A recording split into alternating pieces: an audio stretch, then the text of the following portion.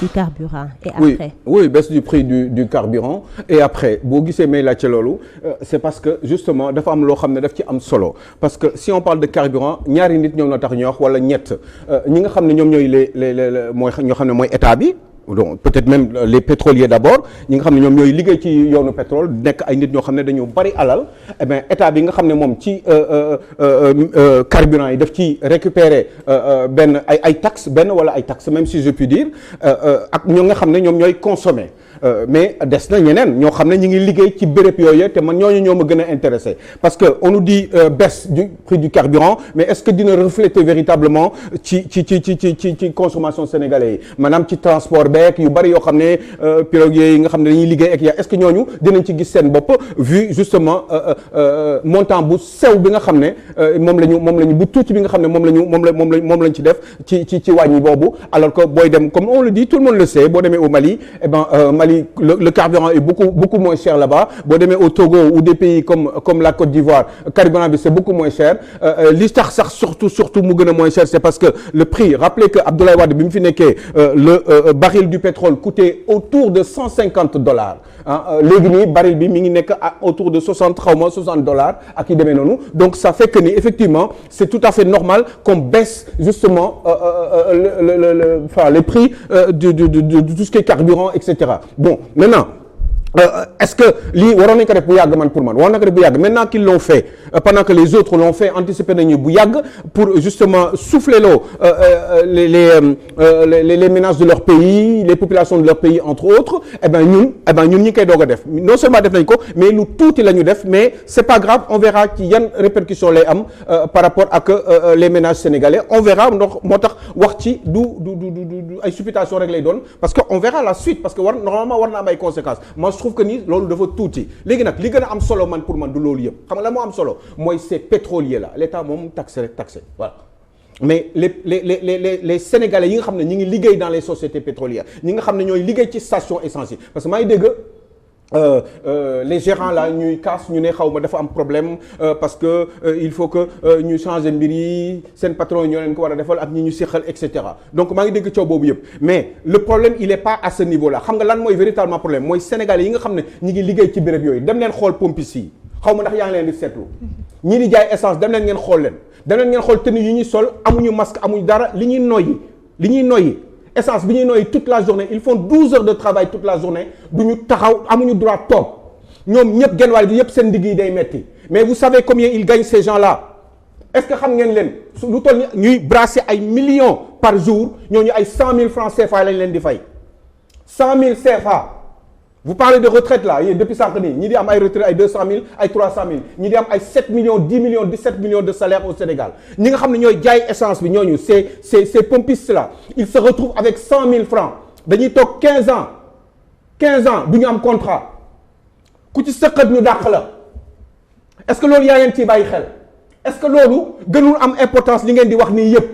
parce que tous ces gens là qui sont dans le milieu du pétrole ce sont tous des gens qui sont nantis, qui gagnent beaucoup d'argent, pour pas dire des milliardaires ou des multimillionnaires. Ce sont des gens qui ont de l'argent. Mais pourtant, ñi leen di jaayal carburant boobu ñi leen koy jaayal ay 100 000 la ñuy gagné. dem leen ngeen laaj pompis yi yéen Bassirou Diomaye Faye Ousmane Sonko da ngeen bëgg a jubanti dem leen ngeen laaj wala ngeen xam ngeen ko sax da ngeen koy seetaan parce que vous n'avez pas que ça à faire vous avez d'autres priorités mais lii dëgg mooy ngeen dem xool ces pompis sénégalais là dañuy am jabar am ay doom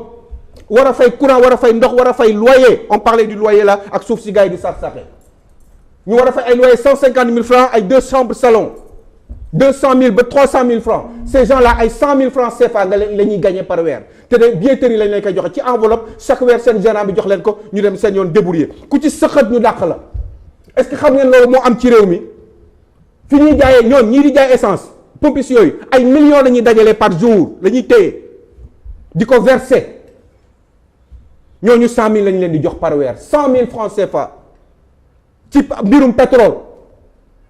te képp koo xam ne gérant nga wala ay pétrolier nga wala da nga am station d'essence millionnaire nga ñoom ñëpp seen doom yaa ngi bitim réew ils ont des maisons de partout fu ñu bëggee suuf am ko ils ont de l'argent peut-être qu'ils payent leurs impôts c'est bien mais ils ont beaucoup d'argent et ils n'ont pas le droit jël ay pompistes di leen fay ay 100 000 francs par mois ku ci yëngatu ñu dàq la laa wax kenn du wax amuñu syndicat amuñu dara ku ci rëy làmmiñ ñu dàq la moo tax syndicat yi monsieur Diakhaté baax na fi ku 100 000 CFA téeméeri junni du loolu la non wala du loolu 100 000 francs waaw téeméeri junni ci olof laa ko bëgg wax Sénégal yi xam. téeméeri junni 100 000 ah loolu la 100 000 francs CFA moom la ñuy gagné ñii di jaay pompiste yi amuñu contrat man gis naa koo xam ne 13 ans mi ngi fi ndigg li yàqu na. c'est fini. 100 000 du ñaar fukki junni. ñaar fukki junni. ñaar fukki junni la waa ñaar fukki junni la ñuy gagné ci ñoo xam ne ñi ñuy liggéeyal ay millionnaires lañu ce sont des gens qui gagnent beaucoup d'argent foofu la ñu war a dem xoolaat allez regarder les contrats de ces gens là danañ nga xool ko pompiste yi ak ñi fay liggéey li leen di fay munoo di liggéey ci société lu toll ni liy jaay carburant Sénégal te gagné woo de l'argent ces gens doivent gagner de l'argent amuñu benn sécurité ku ci feebar yàqu nga c'est fini dañ lay remplacer parce que amuloo contrat de toute façon amuñu IPM amuñu dara ils ont aucune forme de mutuelle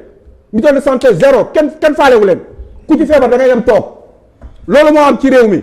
ci yooyu ngeen war a lijjanti au lieu ngeen ñuy fàtt ci ay détails yoo xam ne intéressé wuñu quand on veut travailler pour son pays cas yi bari na fi ci yii ngay concentré wu da ngay gis mbir maris nga réglé ko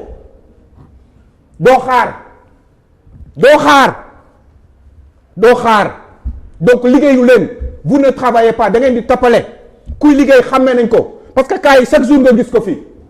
lii nii mi ngi fi depuis 20 ans 30 ans pompiste ku ci retraité mooy da ngay def tuuti rek nga dee parce que sa ndigg yàqu na ils ont pas le droit de s'asseoir amuñu droit toog dañu war a taxaw kenn du leen jox ay masque essence bi di leen bëgg rey xel bi di dugg ci seen bakkan yi ñuy feebar di indi ay problème de santé te bu ñu feebaree amuñu ku leen faj. Aliou Sow ñooñu war nañ yokk seen salaire comme li nga wax léegi deuxième ponk bi rek temps bi réflexion sur des indemnisations des victimes. point boobu. sur les quoi qu'est-ce que xamatuma sax quoi. réflexion sur des indemnisations. Oui les indemnisations. des victimes. Des victimes oui voilà man dama dégg ndaw si man muy wax man dama jomme man xaw ma ministre de la famille Maïmouna Dièye man xamuma voilà nee na 5 milliards la ñu laajoon nee na jox nañ leen 1 milliard 200 millions joxaat nañ leen benn 600 millions xaw ma lan yooyu nee na séddale nañ ko ay nit ñoo xam ne ils considèrent que c'est des victimes ñan ñooy victimes Sénégal ñan ñooy les victimes moi je suis pas victime man waaw doole ma fay sama pare-brise bi jar 1000 euros ak ñeneen ñoo xam ne ñi yàq seen suuf yi ñi yàq Auchan yi ñi yàq toj seen magasin yi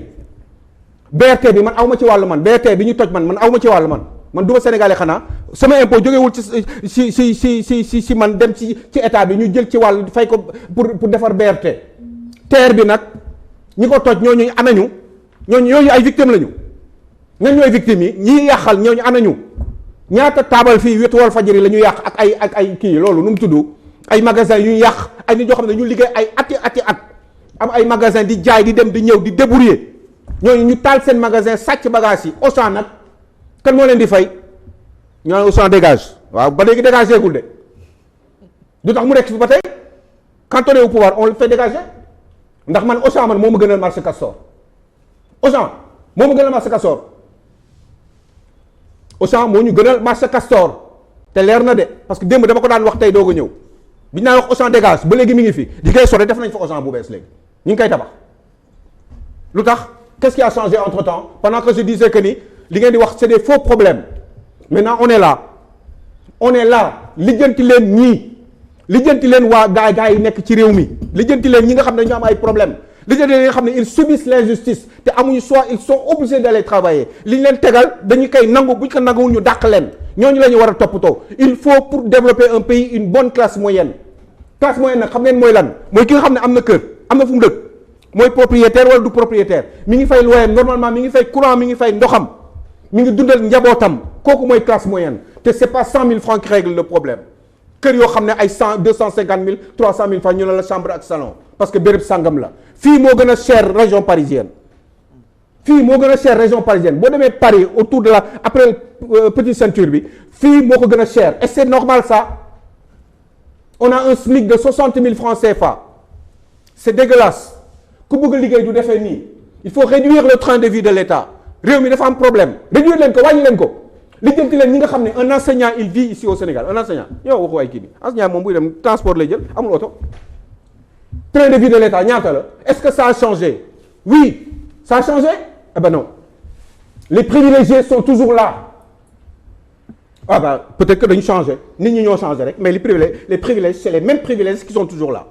ay oto 50 millions 80 millions dans ce pays-là ay patron yoo xam ne 4000 litres d'essence nan loo koy doyee seen jànq yi fu ñu jëm bu ñu dem marché seen oto yi la ñuy jël il faut à un moment donné arrêter mbir mi du wax quand on veut une rupture on agit on ne parle pas wax bi jaru ko. donc on agit Ali Sow ñu dem ci troisième ponk bi. lijjanti leen pompistes yi sonn nañu. lijjanti leen ñoom ñëpp seen liggéey yàqu na. seen bakkan yi yàqu na seen dënd yi yàqu na. seen poumon yi toj na c'est fini. léegi ñëw ci troisième point bi te wallaay li may wax dëgg la ndax man du ma fen du ma sos. Ali Sow ñu ñëw ci troisième point bi mooy projet de remplacement au Pastef Diomaye serait-il un président de transition mu doon ab question bi nga laaj. tontu bi en même temps oui on a un projet mais finalement on ne sait pas véritablement ce que c'est que le projet ou alors le contenu du projet on ne sait rien et ça pose un problème moo tax may laaj est-ce que finalement Bassirou Diomaye Faye est un président de transition parce que je ne sais pas si vous en souvenez ci élection présidentielle yi pré-campagne électorale bi gars yi di déposer mbir yi dafa am ñetti candidats yoo xam ne dañu nekkoon au niveau de l'opposition principalement ou ñeent Ousmane Sonko était candidat ci parrainage populaire la ko amee la ko wutee Cheikh Tidiane Dièye aussi parrainage populaire Habib Sy parrainage parlementaire Bassirou Diomaye Faye parrainage populaire donc Ousmane Sonko Bassirou Diomaye Faye Cheikh Tidiane Dièye ak Habib Sy sauf que dafa am loo xam ne dafa ñëw sama xel tout le temps te mënu see génn tant que aw ma réponse bi véritablement mooy Habib Sy dafa am lu mu waxoon dafa ne woon moom quand il sera candidat bés bu jàllee dina jàll parce que parlement il avait besoin que 13 députés Pastef en avait 25 am na rakku Habib Sy boo xam ne mi ngi député la ça fait 26 donc ñoom ñaar mën nañ profiter am ñaari parrainage parlementaire au nom du Pastef qu'est-ce qui s'est passé Habib Sy mu ne man su ma nekkee président de la République te Habib Sy Ousmane Sonko moo ko choisiroon Cheikh Tidiane Dièye Ousmane Sonko moo ko choisiroon Bassirou Diomaye Faye moment boobu est-ce que Ousmane Sonko moo ko choisir moment boobu laa wax de Diomaye président moo lijjanti mbir mi yow Amadou Ba yaa ngi may dégg yow Amadou Ba Pastef laa wax yow yaa ngi may dégg Bassirou Diomaye Faye premier coup bi mu jàllul mu war a compléter une dizaine de milliers de voix de parrainage diaspora ak ñëpp lijjanti ko ba mu nekk candidat ñu dem après Diomaye président amatuñu choix par rapport ak ñeneen ñi Habib Sy dafa bañoon sax moom ne du désister wu pour Diomaye xaw ma ndax yaa ngi koy fàttaliku demoon na sax commencé di def ay intervention yi ñuy def ci campagne électorale bi à la télévision c'est qu'après le renoncer diggante boobu bëggul woon renoncer parce que son plan ak peut-être plan Ousmane Sonko peut-être c'était que li Habib Sy wax ñu def ko maanaam Habib Sy li mu wax ci télé bi ñëpp dégg ko mu ne moom su nekkee candidat su gagné du yàgg ci présidence bi day def benn at wala ñaari at un petit moment après mu jox Ousmane Sonko la présidence de la République est-ce que loolu c'était valable pour Bassirou Diomaye Faye est-ce que loolu c'était valable mun nga ne mun na valable pour Cheikh Tidiane Dièye parce que Cheikh Tidiane Dièye à la base n'est pas du PASTEF te pourtant moom parrainage am mëtaloon nañ ko sëkk et il est passé du premier coup mais Bassirou Diomaye Faye il lui a fallu mu dem wëriwaat ay parrainage pour se compléter si la motivation était vraiment sincère pourquoi Bassirou Diomaye Faye n'aurait pas eu tout simplement 13 députés comme ni ko Habib Sy amee woon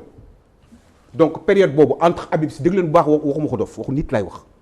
première fois boobu entre Habib Sy ak Bassirou Diomaye Faye qui était véritablement le choix foofu mu am solo